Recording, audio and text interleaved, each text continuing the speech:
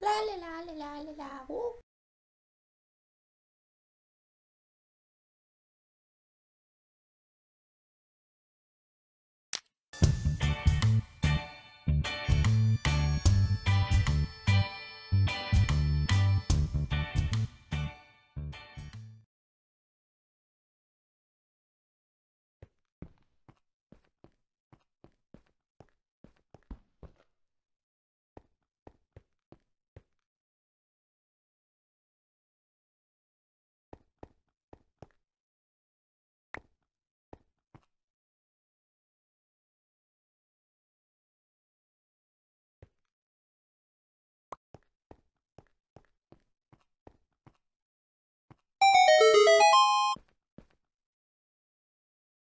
Hello everybody, so I'm back here again, and I decided to, I was gonna make a small, oops, I activated it again, sorry, I decided to go ahead and make a small redstone build. This one only took me about 10 minutes to make, uh, because I just really wanted to get something out there for y'all instead of stupid update videos, because I know that you guys don't really care about that, and you want to watch for the redstone. And so I just wanted to put this out as like a little video just to keep you guys satisfied until till my bigger projects are done. And so what I made is I made the the torch switch things from Zelda, and I really only saw these torches in Ocarina of Time and Majora's Mask, but they're still pretty cool and I really like them. And I'm not gonna go over exactly how these big torches work because I didn't actually come up with it. I was watching Twitch Nitro, and he actually came up with how to make this. So I will leave a link in the description to his video on these big torches. But he really just used them as aesthetics, and I just kind of implemented them just because they looked the best. I mean, I could have just used regular torches on a fence, but I just really like this because it looks the best, and for some reason his looks better than mine with the fire. But enough of that. I will go ahead and show you how it works. And so this is the whole mechanism minus these three command blocks and these two command blocks, right there. So, but this is the whole mechanism, and it might be a little hard to explain at first because it's all interconnected and it's got like different connections from each command block. So I'll try my best. What this is this right here is a set block clock, obviously, and this is doing the flame particle right on top of this set of fences right there. And so that's part of the big torches. And go watch this video if you want to see exactly how it all works. Um, But so then right here we have a command block right here, and instead of this being a play sound command block like it was in Twitch Nitro's video, it is actually a test for command, and it's testing for all players to be at these exact coordinates with a selected item of a stick. And I just named the stick Deku Stick because it's from the Zelda. But so I'm using the new selected item tag, which came in I think 14W33C, I think it was. But these exact coordinates are actually the blocks that's standing on. So it's that block right there underneath the fences. So when it comes over and it finds it, it'll send an output to here, which will then clear you of a stick, and then it'll clear you of one stick. Notice how it only clears you of one.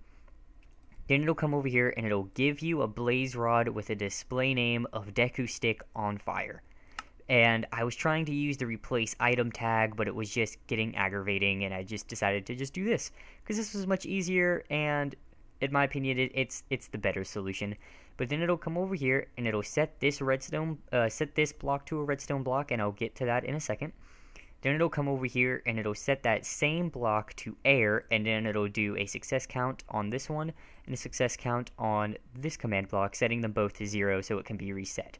Now, this block right here will be set right here, so it'll power this big line, and then that's the reason why I'm setting it back to air, so it's reset. And then after this delay, it comes over here, and it'll clear you of a blaze rod. Then it'll come over here, and this should have played it, But, oh, I didn't make it an execute command. That's what I did. My bad. I should have made this an execute command. So if we do execute at all players, tilde, place sound. Okay, now it should work. Yep, there we go. Now it works. But yes, so now it's fully functional. But then it'll come over here and it'll set this to a redstone block, and then it'll set it to an air block again, and then these two are again just success counts on those two command blocks, and I'll get to where those two are in a second. See how it's all interconnected? Then it'll come over here and it'll set this block to a redstone block, which is right here, when this is another set block clock. Now this one gets activated, and it's testing for all players to be at these exact coordinates with a selected item of Minecraft Blaze Rod, again using the selected item tag. And that is actually right right there. It is that block right there where those fences are. So then what this does is if it doesn't find you within this amount of time, that's what these command blocks do. This redstone block sets a redstone block directly on top of this command block and then sets it back to air, because then that will stop it from, as you can see, it's going now, but then if a redstone block powers this one, it'll stop it, and then it just sets it back to air, so it's resettable. So this determines how long you get to actually keep the Deku stick while it's on fire. But then it'll come over here, and once it finds it, then it'll set this block to air and this block to air, which is that door that you saw that opened, and that can easily be hooked up to a play sound command again, but I just really didn't feel like it, and I kind of forgot. Then it'll come over here and it'll set this block to glowstone, which is another aspect of Twitch Nitro's big torches thing, and that block is actually directly underneath here. It's 2 blocks underneath right there.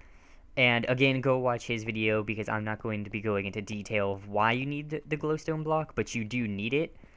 So go ahead and go watch his video. It's very cool, very cool. And then it'll come over here and it'll set this block to a redstone block, which is right inside of here. And this is again another hyperclock, superclock, set block clock, whatever you want to call it. And this does the particle flame right here. It's the same command, just switched up coordinates. And it'll do it right on top of those fence. So I'll go ahead and come in here and I'll go ahead and give myself 3 deco sticks, just because I like 3.